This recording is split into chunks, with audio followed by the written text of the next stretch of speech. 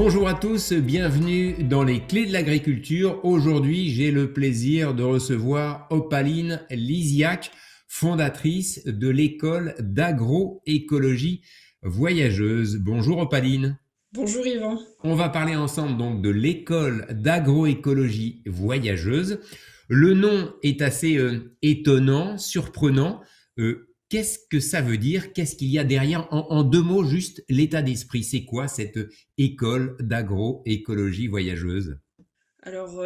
C'est un programme voyageur où les jeunes de 20 à 25 ans vont pouvoir aider les agriculteurs à travers un parcours dans les fermes. Et donc c'est un parcours voyageur. Ils vont organiser un parcours sur une thématique de l'agroécologie. Et l'agroécologie, j'ai l'habitude de ne pas donner de définition parce que chacun a sa définition.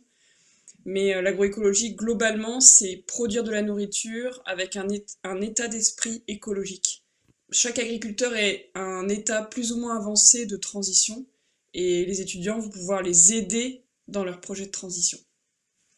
Alors, vous le disiez, des jeunes agriculteurs, ça veut dire qu'ils sont déjà en activité, ils sont en train de se former et ils veulent aller vers quelque chose de plus écologique. Ils doivent être déjà installés, implantés ou pas? Il y a deux choses en fait. Il y a les jeunes qui participent au parcours, les étudiants qui sont des jeunes souvent qui soit font une interruption d'études, par exemple c'est des jeunes en école d'ingénieur agronome et ils souhaitent prendre un an pour travailler dans les fermes, ou alors ils ont fini un BTS agricole et ils ont envie d'approfondir, de compléter leur parcours par un an où ils vont vraiment apprendre l'agroécologie sur le terrain.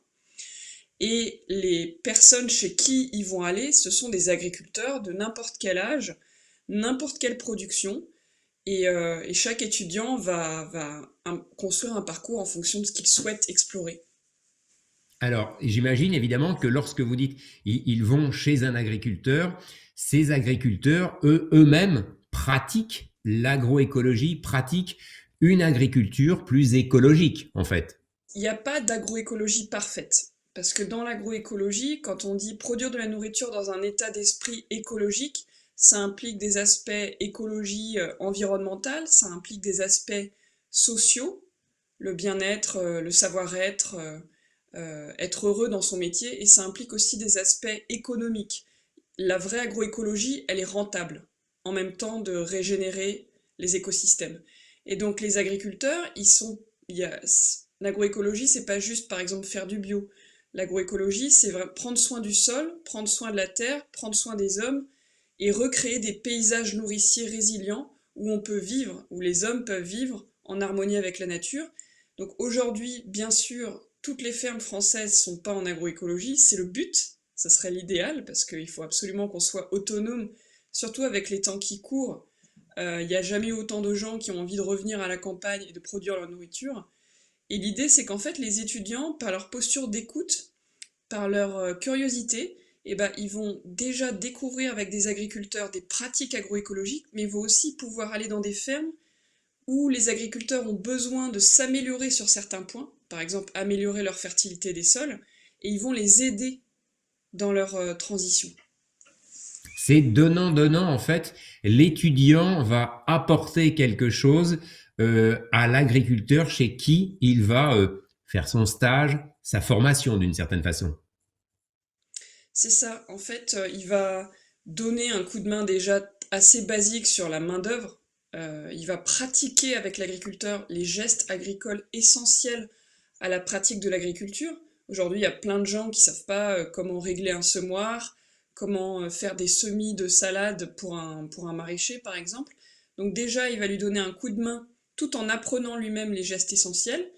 Et ce temps qu'ils vont passer ensemble à pratiquer l'agriculture, ça va créer de la confiance qui va permettre à l'étudiant de détecter peut-être des points d'amélioration dans son système et aussi d'apprendre certaines pratiques agroécologiques, par exemple semer des couverts de plantes entre les cultures, comment on le fait, en fonction de quel climat, quel sol.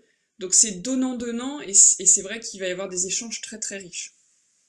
Alors, c'est une école, je crois, qui est récente. Il me semble qu'elle a été fondée cette année. Elle est c'est sa première année.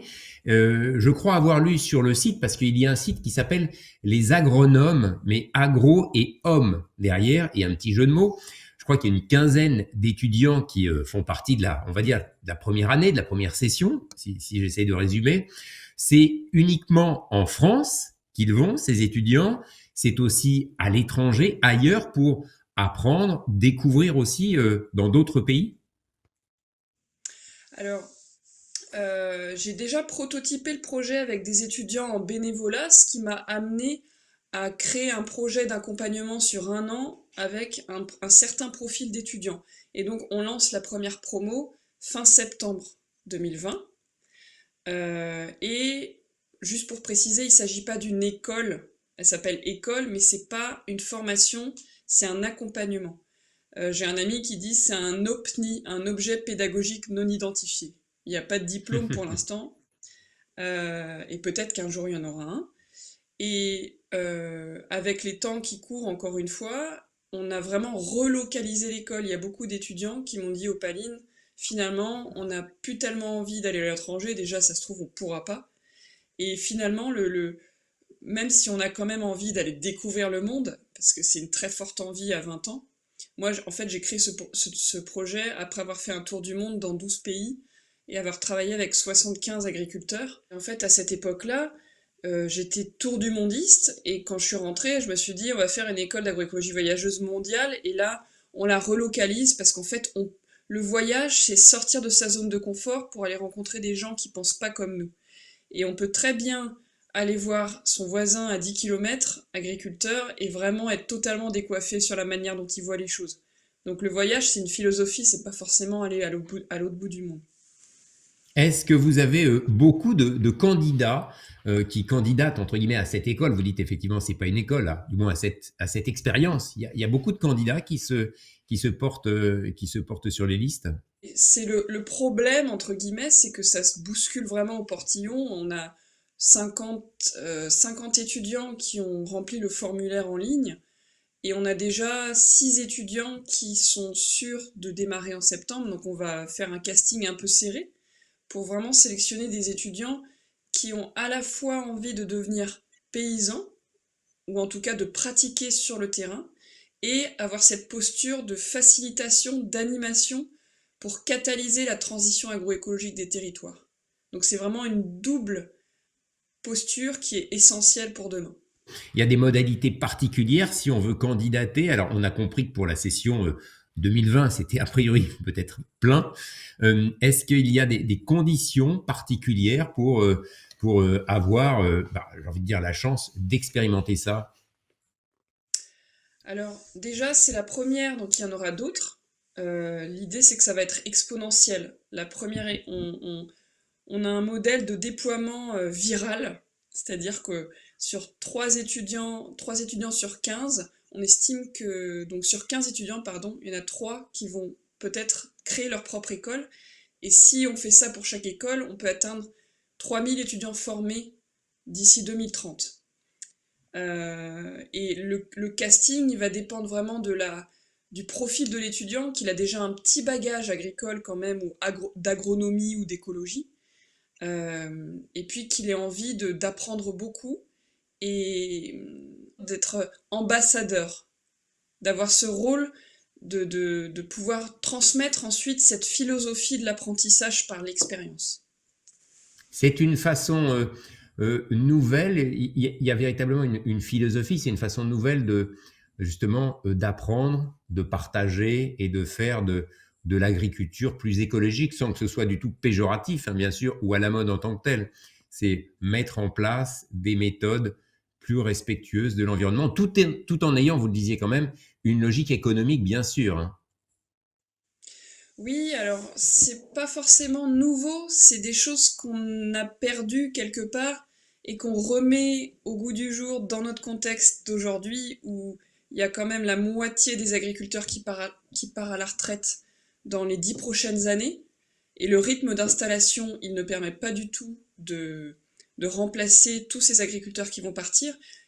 Les agriculteurs, ils ont des savoirs essentiels qui sont des savoirs bruts et les étudiants, ils peuvent vraiment aller récolter ces savoirs pour ensuite les transmettre à d'autres.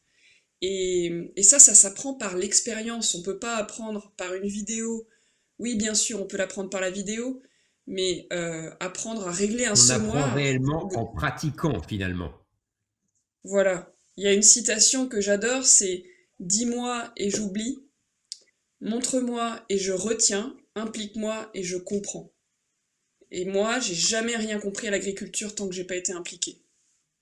Opaline, je crois qu'il y a aussi un projet de financement participatif pour accompagner cette école d'agroécologie voyageuse.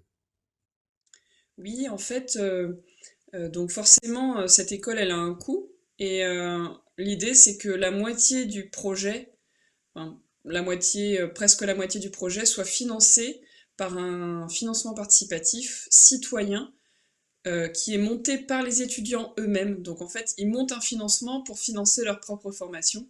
Et on va le lancer le 1er juin. Où est-ce qu'on pourra trouver ce financement-là, cette aide au financement? Lesagronomes.com. Et la page Facebook Les Agronomes aussi. Juste en deux mots, dernière question, Opaline, vous venez de quel environnement professionnel ou de formation pour avoir eu l'idée de vous lancer, de proposer cette aventure? Je suis ingénieur agronome de formation, pas du tout du milieu agricole à la base, et je suis aussi journaliste. Et j'ai été enseignante en lycée agricole pendant 5 ans. Puis ensuite, je suis partie faire le tour du monde. Opaline Lisiac, merci beaucoup. Je rappelle que vous êtes la fondatrice de l'école d'agroécologie voyageuse. C'est plus un mouvement qu'une école hein, en tant que telle, je crois qu'on l'a compris. Pour en savoir plus, il y a tout simplement un site sur lequel on peut aller se documenter et en apprendre un petit peu plus. Ce site, c'est lesagronomes.com. Opaline, merci beaucoup et à très bientôt sur les clés de l'agriculture. Bon vent. Merci beaucoup pour ce que vous faites. À bientôt.